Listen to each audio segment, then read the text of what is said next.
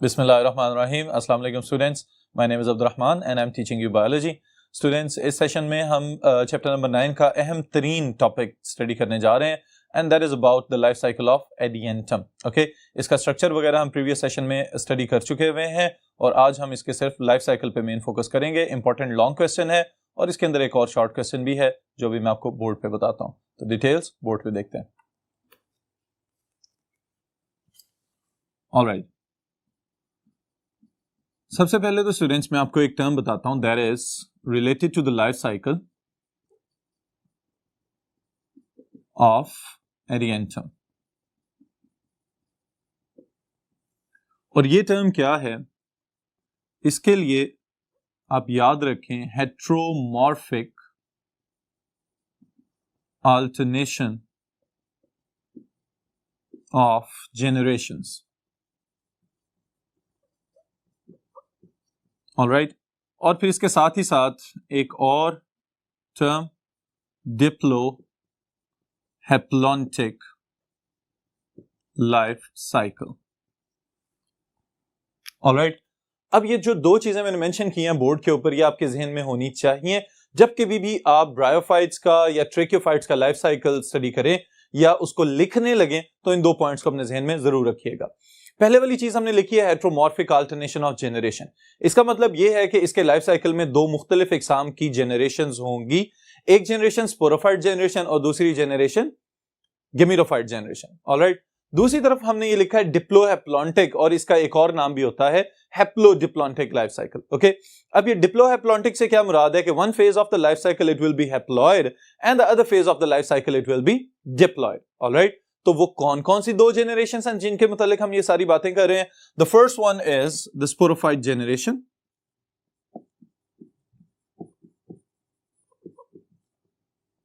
Sporophyte is diploid. Alright, जब हम 2n लिखते हैं तो इसका मतलब यह है कि इसके पास क्रोमोसोम्स की तादाद जो है वो डबल हो चुकी हुई है।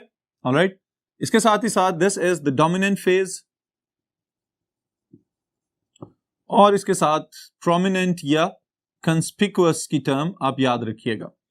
फिर इसके साथ ही साथ जो दूसरी जनरेशन है that is gametophyte generation.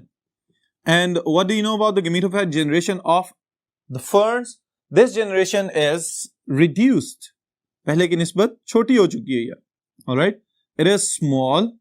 Alright, और इसके साथ ही साथ एक इंपॉर्टेंट चीज मैं यहां पे मेंशन कर रहा हूं that is it is autotrophic.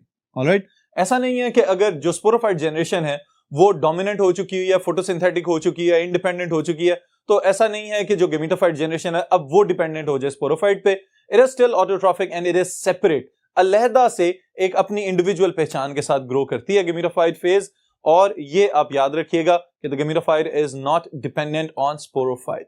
Alright students, तो ये हैं दो जनरेशंस जिनकी डिटेल हमने स्टडी करनी है और लाइफ साइकिल का आगाज करेंगे हम स्पोरोफाइट की डिटेल से। Okay, so the first one is sporophyte here. इसके लिए आपको स्ट्रक्चर तो याद होना चाहिए एडियंटम का जो स्पोरोफाइट नजर आता है। उसके लिए स्टूडेंट्स मैं एक दो चीजें आपको रिवाइज करवा रहा हूं। The first thing is fronds, the term that is specifically used for the leaves of the ferns. Okay, और दूसरी चीज जो हमने पढ़ी थी that was circinate vernation, वो जो coiled एक इनका स्ट्रक्चर बनता है when the leaves are immature, that is known as circinate vernation. Okay, फिर जो इसके लीफ का मेन सेंट्रल पोर्शन था मिड रिब की तरह की जो ब्रांच है दरमियान में, that is known as rachis, और वो स्टाक जिसकी मदद से ये फ्रॉन्ड जो है राइजोम के साथ जुड़ा हुआ है, it is known as stipe. Alright, तो ये सब स्ट्रक्चर्स अपने ज़हन में रखिएगा। अब हम सिर्फ जो है वो रिप्रोडक्टिव फेजेस की बात करेंगे मेनली इसके अंदर। इसमें स्टूडेंट स्पोरोफाइट जनरेशन है तो अंडरस्टूड बात है this is the spore producing generation. Alright, इसकी खसूसियत क्या है कि this is the spore producing phase और स्पोर प्रोड्यूसिंग जनरेशन। लफ्जी मतलब जो है स्पोरोफाइट, वो पौधा जो स्पोर्स पैदा कर सकता है। ऑलराइट, तो अब सवाल ये पैदा होता है कि ये स्पोर्स कहां पे पैदा हो रहे हैं। उसके लिए स्टूडेंट स्पोरोफाइट से मिलती जुलती एक और टर्म है that is sporophylls. All right, and what are sporophylls? Leaves on which sporangia are formed or they are born. All right, sporophylls वो पत्ते जिनके ऊपर स्पोर्स पैदा करने वाले स्पोरेंजिया ग्रो करेंगे. The specific leaves are known as sporophylls. Okay, फिर sporangia directly sporangia की फॉर्म में ग्रो तो कर रहे हैं, लेकिन इनके क्लस्टर्स के लिए हमने एक और नाम यहां पे याद रखना है, दैट इज सोराय. ऑलराइट स्टूडेंट्स, बहुत ज्यादा हो, जमा है तो सोराय, अगर इंडिविजुअल है तो उसको हम कहेंगे सोरस. ऑलराइट, सोरस है क्या? Cluster of sporangia. ऑलराइट, और फिर इसके साथ ही साथ एक और बात भी याद रखिएगा कि आगाज में ये ग्रीन होते हैं. Alright, but turn dark brown और black when mature. Alright students, sporangia के वो ग्रुप्स जो आपको लीव्स की लोअर साइड्स के ऊपर, उनके लोब्स के ऊपर नजर आएंगे, उनको हम कहेंगे दीज आर सोराय, जिसमें से एक क्लस्टर को हम कहेंगे सोरस. आगाज में जब ये ग्रो कर रहे होते हैं तो ग्रीन कलर के नजर आते हैं, लेकिन जैसे ही मेच्योर होते हैं तो डार्क ब्राउन, शाइनी या ब्लैक कलर के आपको नजर आ सकते हैं. ऑलराइट, ये इंपॉर्टेंट फीचर है, याद रखिएगा about the sori of the ferns. और इसके साथ ही साथ एक और टर्म, फॉल्स इंड्यूसियम. ये क्या चीज होती है? फॉल्स इंड्यूसियम वो स्ट्रक्चर है जिसका मैंने आपको बताया हुआ है कि जहां पे स्पोरेंजिया को लीव इनफोल्डिंग बना के अपने जो लोब्स हैं, उसके जो एंड वाले पोर्शंस हैं, उनको यूं बेंड कर दे अंदर की जानिब, ताकि स्पोरेंजिया को प्रोटेक्शन प्रोवाइड की जा सके. तो ये वाला जो स्ट्रक्चर बन रहा है, इसको कहते हैं फॉल्स इंड्यूसियम. एक प्रोटेक्टिव स्ट्रक्चर है, लेकिन असल में चूंकि ट्रू प्रोटेक्टिव स्ट्रक्चर नहीं है, तो इस वजह से इसको हम कह रहे हैं फॉल्स इंड्यूसियम. ऑलराइट स्टूडेंट्स, फिर इसके साथ ही साथ अगर नेक्स्ट हम देखें तो एक बहुत इंपॉर्टेंट पोर्शन आ रहा है, and there is about the structure of sporangium. इसी के अंदर स्टूडेंट्स आपके लिए एक इंपॉर्टेंट शॉर्ट क्वेश्चन है, और वो शॉर्ट क्वेश्चन क्या है कि what is the difference between annulus and stomium. Okay, important short question है, इसलिए तवज्जो रखिएगा. स्पोरेंजियम बेसिकली क्या चीज है, इसको अगर मैं आसान तरीन एक वर्ड के साथ मेंशन करूं तो this is the capsule. Alright, बिल्कुल उसी तरह से कि जैसे हमने ब्रायोफाइट्स में स्टडी किया कि वहां पे स्पोरोफाइट के पास एक ही कैप्सूल बनता है जिसके अंदर स्पोर्स प्रोड्यूस किए जाते हैं, तो यहां पे भी आप याद रखिएगा कि असल में स्पोरेंजियम क्या है, this is the capsule. Okay, फिर इसके साथ ही साथ ये जो कैप्सूल है, it is attached to the leaves by multicellular stalk. Alright, इसके साथ एक जो है सपोर्टिंग स्ट्रक्चर मौजूद है, जिसकी मदद से ये लीफ के साथ जुड़ा हुआ नजर आएगा. ऑलराइट, फिर इसके बाद स्टूडेंट्स अब आगाज हो रहा है आपके शॉर्ट क्वेश्चन का, और वो क्या है कि the outer layer of sporangium is made up of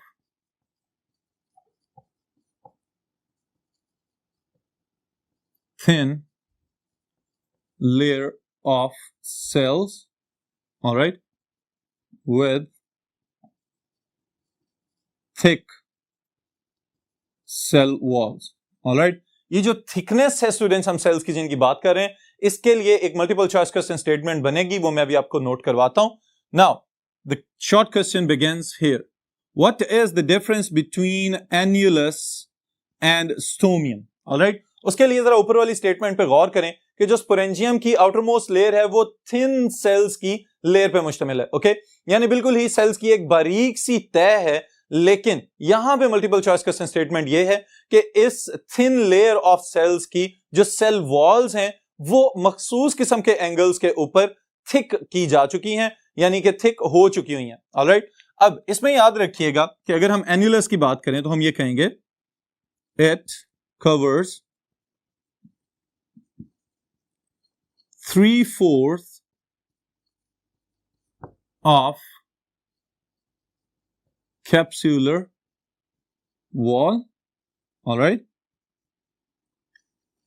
cell walls of cells of annulus are radially and एक नई टर्म में यहां पे ऐड कर रहा हूं, tangentially thickened. ऑलराइट स्टूडेंट्स, अब इससे क्या मुराद है? अब देखें, जो कैप्सूल का इमेज आपको नजर आ रहा है, इस कैप्सूल की जो आउटरमोस्ट बाउंड्री है that is made up of thick cell walls, okay. लेकिन ये जो सेल वॉल्स हैं इनकी जो एंगुलर थिकनिंग है उसके लिए मैंने ये मखसूस टर्म्स यहां पे यूज की हैं, that is what, radially thicken and tangentially thicken. इस चीज को भी समझ लें स्टूडेंट्स कि अगर कोई भी स्ट्रक्चर इस तरह से ग्रो कर रहा है और इसके ऊपर सेल्स मौजूद हैं जो कि एक लेयर बना रहे हैं, ऑलराइट, तो इस तरह के सेल्स को हम कहते हैं they have radially arranged, okay. अब याद रखें कि इनमें से जो रेडियल थिकनिंग है वो कौन सी है। अगर ये सेल वॉल्स आपको इस तरह से रेडिएशंस की फॉर्म में थिक होती हुई नजर आए तो इसका मतलब है this is the radial thickening, alright. इसको हम क्या कहेंगे, this is the radial thickening, okay. और वो जगह जहां पे ये किसी स्फेरिकल सरफेस के ऊपर मौजूद हैं उस एरिया को हम कहेंगे this is the tangential thickening, okay. जो कि लिखा हुआ है आपकी किताब के अंदर कि फ्रॉम द इनर साइड, जो अंदरूनी साइड से सेल वॉल्स की मोटाई में इजाफा किया जा रहा है वो बेसिकली टेंजेंशियल थिकनिंग कहलाती है। और जो इसमें से ऊपर की जानिब को रेडिएंट सेल वॉल्स हैं बाहर निकलती हुई उसको हम कहते हैं this is the radial thickening, alright students. तो ये कैप्सूल की वॉल के अंदर जो एन्युलस वाला पोर्शन है उसके रेफरेंस से आप याद रखिएगा कि रेडियल थिकनिंग कौन सी है और टेंजेंशियल थिकनिंग कौन सी है। मैं इसको यहां पे लेबल भी कर देता हूं, this one is the radial thickening, alright, and this one is tangential thickening. All right students, फिर इसके साथ ही साथ एक इंपॉर्टेंट चीज ये है कि जैसे ही स्पोर्स के डिस्पर्सल का वक्त आता है तो उस वक्त एन्युलस की वॉल्स जो हैं वो चूंकि मौसम उस वक्त तक खुश्क हो चुका होता है तो ये कॉन्ट्रैक्ट कर जाती हैं। इनकी कॉन्ट्रैक्शन की वजह से जो इसका ऑपोजिट पार्ट है स्टोमियम, वहां से स्पोर्स के डिस्पर्सल को पॉसिबल बनाया जाता है, ऑलराइट। लेकिन इसके लिए हमें स्टोमियम का भी पता होना चाहिए। So what is stomium? Basically it is the part of the wall of the capsule, okay? It comprises of 1/4 of capsular wall, all right? It consists of cells with thin walls, all right। और फिर इसके साथ में यहां पे एक चीज और मेंशन कर रहा हूं, ruptures up for spore dispersal, all right students। अब ये वाली चीज आप याद रखिएगा, शॉर्ट क्वेश्चन है, what is the difference between annulus and stomium. ये दो तीन पॉइंट्स आप लोग मेंशन करें उसके साथ तो ये कंप्लीट शॉर्ट क्वेश्चन बन जाएगा, ओके। लेकिन अगर पूरा लॉन्ग क्वेश्चन पूछ लिया जाए कि right a note on the structure of sporangium तो फिर आप ये सब के सब स्टेप्स मेंशन करेंगे और इसके अगली चीजें जो भी मैं लिखने जा रहा हूं वो भी साथ साथ जरूर लिखिएगा। अब स्टूडेंट्स एन्युलस और स्टोमियम के साथ अब सवाल ये पैदा होता है कि कैप्सूल की हम बात कर रहे थे अभी तक कि इसकी वॉल की ये थिकनिंग है और इस तरह से स्ट्रक्चर है, इसका ज्यादातर सरफेस एरिया एन्युलस ने कवर किया हुआ है और स्टोमियम के पास बिल्कुल छोटा सा एक पोर्शन है जिसको उसने ऑक्यूपाई किया हुआ है। उसको भी अगर आप उस इमेज के ऊपर गौर करें तो आपको नजर आता है this is a lip like structure, okay. तो जैसे ही ये कैप्सूल्स मैच्योर होंगे इनके अंदर जो प्रोसेस चल रहा था वो क्या था, स्पोर मदर सेल्स के अंदर मियोसिस हुई और उस मियोसिस की वजह से हैप्लॉइड स्पोर्स बन गए, ओके। अब ये जो हैप्लॉइड स्पोर्स बने हैं इनको डिस्पर्स करना भी जरूरी है कि इनका छिड़काव कर दिया जाए ताकि इस लाइफ साइकिल की सेकंड स्टेज का आगाज हो सके। तो स्पोर मदर सेल में रिडक्शन डिवीजन हुई और उसकी वजह से हैप्लॉइड स्पोर्स बनेंगे। So now this is the beginning of the haploid phase of the life cycle.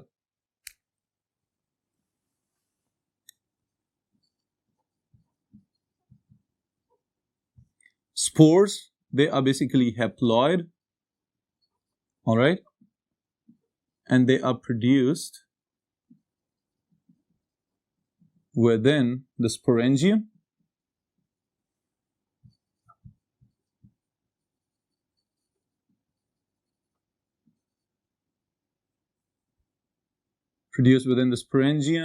from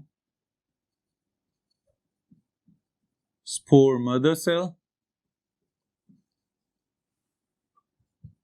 by reduction division. Alright students, तो ये स्पोर्स की प्रोडक्शन की बात हमने की है। अब जैसे ही स्पोर्स जो हैं वो डिस्पर्सल के लिए तैयार हैं तो यहां पे आपके ज़हन में एक सवाल ये आना चाहिए कि क्या इनका डिस्पर्सल पानी के जरिए किया जाएगा या हवा के जरिए किया जाएगा। तो याद रखें, wind dispersal is the main method by which the spores of tracheophytes are dispersed around. Okay, तो ये वाली चीज यहां पे लिख भी लेते हैं, spores are dispersed by wind. Alright students, फिर इसके साथ ही साथ जहां पे गिरेंगे वहीं से इनकी ग्रोथ का आगाज हो जाएगा, तो हम कहेंगे this process is known as germination. इसके लिए याद रखिए कि स्पोर्स अगर सुटेबल मीडियम के ऊपर गिरेगा तो फौरन जर्मिनेट करना शुरू हो जाएगा, और स्पोर्स की जर्मिनेशन की वजह से जो नया प्लांट आपको ग्रो करता हुआ नजर आएगा, इट शुड बी गेमिटोफाइट, क्योंकि ये सारी जो पिछली फेज चल रही थी that was about the sporophyte generation, और वो इसकी डिप्लॉयड फेज थी। ओके, अब हम जिसकी बात कर रहे हैं, it will be the haploid phase of the life cycle. Germinate करेगा and it will germinate into the gametophyte. Gametophyte के लिए स्टूडेंट्स याद रखिएगा हम प्रोथैलस की टर्म यूज करेंगे। ऑलराइट, नाउ द प्रोथैलस और the gametophyte of the Adiantum is very specific about its morphology. वो किस तरह से, सबसे पहली चीज जो आप याद रखेंगे वो ये है कि it is recognised by heart shaped structure.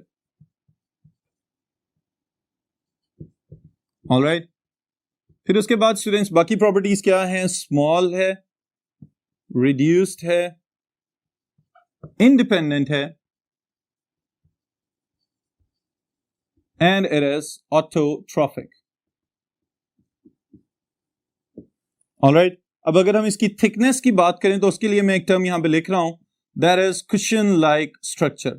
Alright, अब कुशन लाइक स्ट्रक्चर से क्या मुराद होती है कि आपने जो अपने रोजमर्रा इस्तेमाल में कुशन्स वगैरह ऑब्जर्व किए हुए हैं, उनको अगर हम देखें तो वो दरमियान में से फूले हुए होते हैं, और जैसे जैसे हम उनके मार्जिन की जानिब जाएं तो वो बारीक होते चले जाते हैं। यही चीज यहां पे अप्लाई होगी कि कुशन लाइक या कुशन शेप्ड प्रोथैलस इसको क्यों कहते हैं, because it is one cell thick at margins, all right, and it is many cell thick in the middle. all right students, ये इसकी थिकनेस और इसके प्रोथैलस की हम बात कर रहे हैं कि अपीयरेंस उसकी कैसी है, हम कह रहे हैं हार्ट शेप्ड स्ट्रक्चर है। ओके, लेकिन उसके साथ ही साथ उसको अगर हम देखें हॉरिजॉन्टली जमीन के ऊपर पड़ा हुआ, तो दरमियान में से मोटा नजर आता है और किनारों से बारीक नजर आता है, जिसकी वजह से हम इसको कह रहे हैं this is the cushion like structure. फिर यहां पे एक मल्टीपल चॉइस क्वेश्चन स्टेटमेंट है कि it is 8 mm, it's size की बात कर रहे हैं, at its longest diameter. Alright, अब स्टूडेंट्स यहां पे बिल्कुल भी कंफ्यूज होने की जरूरत नहीं है कि ये लॉन्गेस्ट डायमीटर क्या चीज है। बेसिकली प्रोथैलस का आगाज कहां से हुआ है, स्पोर से। तो स्पोर जिस जगह से जर्मिनेट करना शुरू हुआ, अगर सेंट्रल पॉइंट से एक एक्सपेंडेड ग्रोथ आपको नजर आ रही है, तो इस वजह से हम इसको कह रहे हैं this is the longest diameter, जिसकी वजह से हम इसके साइज का ये एवरेज हमने निकाला है कि 8 मिलीमीटर तक इसकी जो है वो ओवरऑल साइज इसका हो सकता है। लेकिन इसके साथ ही साथ एक इंपॉर्टेंट चीज और भी याद रखिएगा कि ऐसा नहीं होता कि अगर जर्मिनेट कर गया तो उसके बाद काम खत्म हो गया, लेकिन ये जो गेमिटोफाइट है या प्रोथैलस है, इसके पास एक स्ट्रक्चर होता है that is known as apical notch. Alright, अब ये एपिकल नॉच वाला स्ट्रक्चर जो है, अगर आप इस इमेज के अंदर देखें तो आपको इस बात का अंदाजा होगा कि इसके एंटीरियर एंड पे, ओके, ये जो साइड आपको ऊपर की जानिब नजर आ रही है, अभी मैंने आपको बताया कि prothallus lies horizontally with the ground. Okay, ground के ऊपर पैरेलल पड़ा होता है, तो इस वजह से ये तो हम देखने के लिए इसको यहाँ पे बोर्ड के ऊपर इस तरह से मेंशन कर रहे हैं कि इसका जो अपर पार्ट है वहां पे आपको एक ग्रूव नजर आ रहा है, एक डिप्रेशन नजर आ रहा है, इस पार्ट को हम कहते हैं this is the apical notch. और एपिकल नॉच का बेसिकली इसकी सिग्निफिकेंस क्या है, it contains the growing point of the prothallus. Okay, so कहां पे मौजूद है, एट एंटीरियर साइड। ऑलराइट, और फिर इसके साथ contains the growing point of prothallus. Alright students, फिर इसके साथ ही साथ अगर हम लोअर साइड पे देखें तो अपर साइड पे तो एपिकल नॉच है और इसकी निचली साइड पे आपको क्या नजर आएंगे? These are the rhizoids.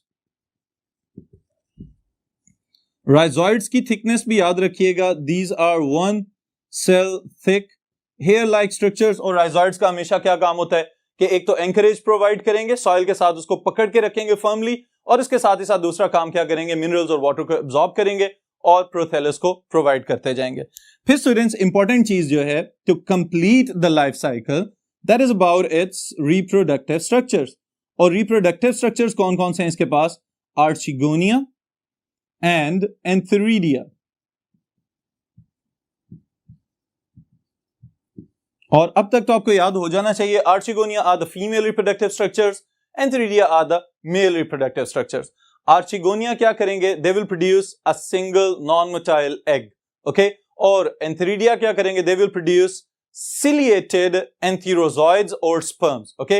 ये खास किस्म के स्पर्म्स पैदा करेंगे जिनके पास सिलिया मौजूद है, ऑलराइट, फॉर देयर मूवमेंट। अब ये मूव करते हुए स्पर्म्स हमेशा आर्चिगोनियम की तरफ आते हैं, वहां पे एग को फर्टिलाइज करेंगे, और इनके फर्टिलाइज होने की वजह से क्या होगा?